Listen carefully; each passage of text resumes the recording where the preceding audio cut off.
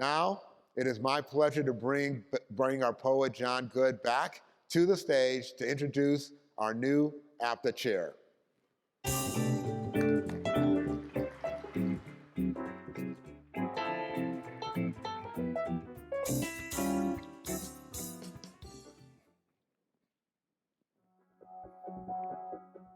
Walking a path that you helped to pave is how history is made.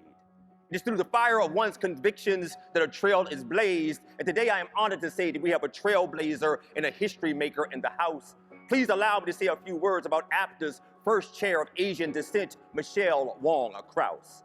Being raised in a home that was Hawaiian, Latin, and Asian informed her early days and shaped the ways in which she viewed diversity and inclusion. Because she was and is literally the melting pot the nation aspires to and is pursuing.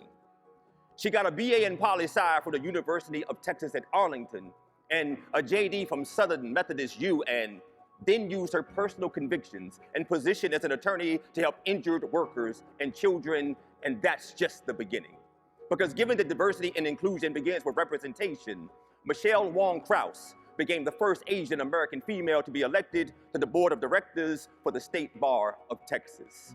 The first Hispanic to be elected to the Dallas Bar Association Board of Directors, and the first Asian American female to be appointed to the board of directors of the Texas Equal Access to Justice Foundation.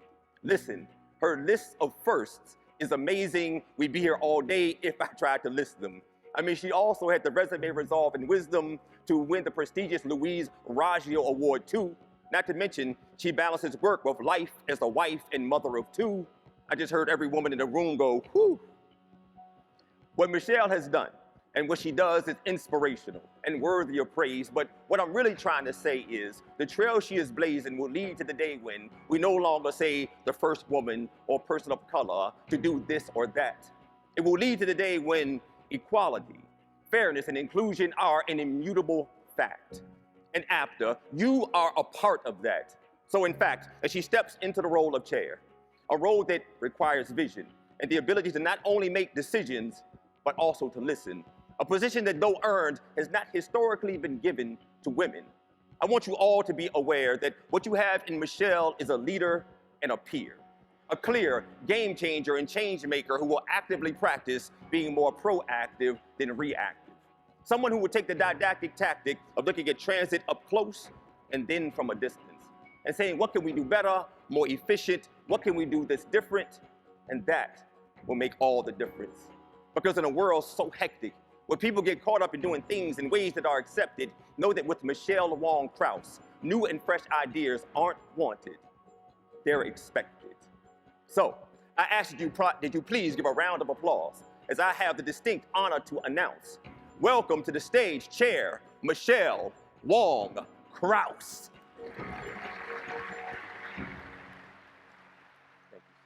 Thank you. Thank you so much, John, for that wonderful introduction. Buenos dias, Joseon, and howdy, y'all. Those are my multicultural roots.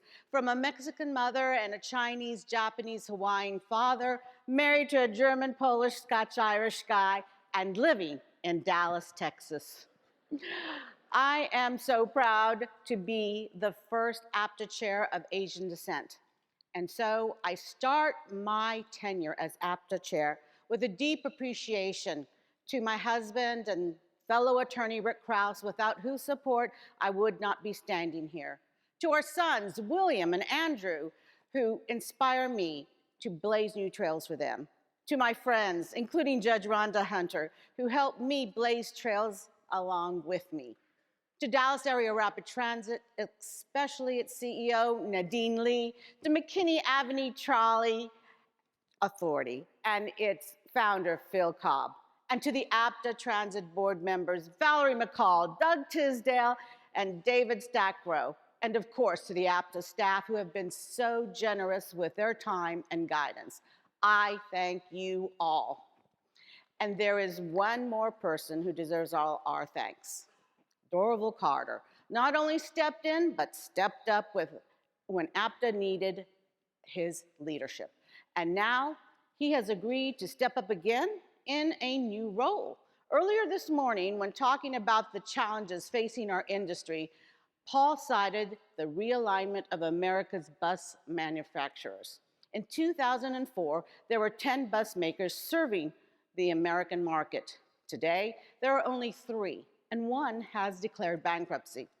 This is the kind of urgent issue that APTA is so very well suited to address. So I've asked Dorval to chair a new task force on bus procurement that will identify the causes of financial instability in the US bus manufacturing market, propose immediate near-term and long-term approaches to address these causes, and consider alternative procurement approaches. Thank you, Dorval.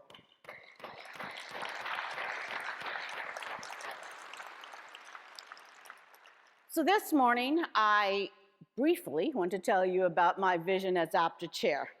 And that vision is defined by 3 interconnected calls to action. The common thread among them is that they require our collective contributions from our diverse membership, large and small, urban and rural, businesses and transit boards. The first is to continue telling the amazing stories that all of you in this room are writing every day. Stories about how public transit benefits entire communities, especially businesses. Ridership is no longer the sole metric we should use to measure success. We have weathered a global pandemic. We earned historic federal funding. The world has changed. Ridership has changed. And how we think about the future of public transportation has changed. Making the business case to elected and appointed officials for more transit investment starts by showing how public transportation attracts employers and spurs economic development. And we've seen how that creates jobs, increases tax revenue, and most importantly, improves the quality of life for everyone, riders and non-riders alike.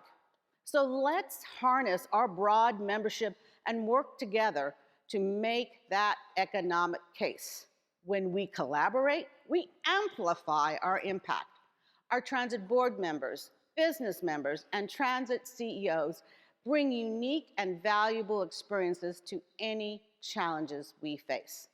APTA successful advocacy fly-ins to meet with members of Congress are proof of what we can accomplish when transit, business, and community and political leaders collaborate. My next call to action is our continued commitment to advance diversity and inclusion throughout the public transportation industry. This is what makes us stronger, more resilient, and creative in our neighborhoods, workplaces, industry, and our nation. Let's make sure that our staff and policies reflect our community, all of our communities. Every week, we see DEI policies and practices being rolled back or even repealed. We see people questioning the value of diversity, equity, and inclusion.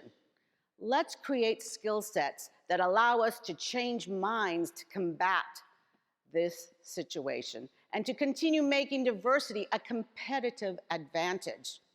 I know this is challenging work, but I know that the voices in this room can keep APTA and our industry the leading and respected and influential model for fairness, equity, and empathy. I welcome your ideas and your pledge to participate. Finally, as APTA chair, my call to action will be to emphasize recruiting, retaining, and empowering the next generation of skilled, future-ready transit workers. Last year, 96% of transit agencies reported workforce shortages, and 84% said these shortages limited their ability to serve the public. So yes, we need to fill essential jobs that are currently vacant or will soon be vacant, but we must do something else as well. We need to retain our employees who are already experienced and trained. We need to find innovative ways of preparing new types of workers for new types of jobs that require new types of knowledge. All this will require a comprehensive plan and fresh thinking. It means investing in lifelong learning, embracing emerging technologies, and designing attractive career paths. It means reimagining the way we define and organize transit jobs and developing both technical expertise and interpersonal competencies such as social awareness. These are this century's essentials for a productive, competitive workforce. So I ask for your support in making these three issues not just APTA success stories, but your priorities. Throughout my personal and professional life, I've learned that your integrity, your family and friends, and what you give back is the legacy you leave. I look forward to being part of your legacy and supporting you in every way I can as APTA chair. In closing, I'm going to return to my Chinese heritage by quoting the philosopher Lao Tzu, who is known as the father of Taoism. Watch your thoughts, for they become your words. Watch your words, for they become your actions. Watch your actions, for they become your habits. Watch your habits, for they become your character. Watch your character, it becomes your destiny. Thank you for the opportunity to serve you, the APTA family, and the public transportation community.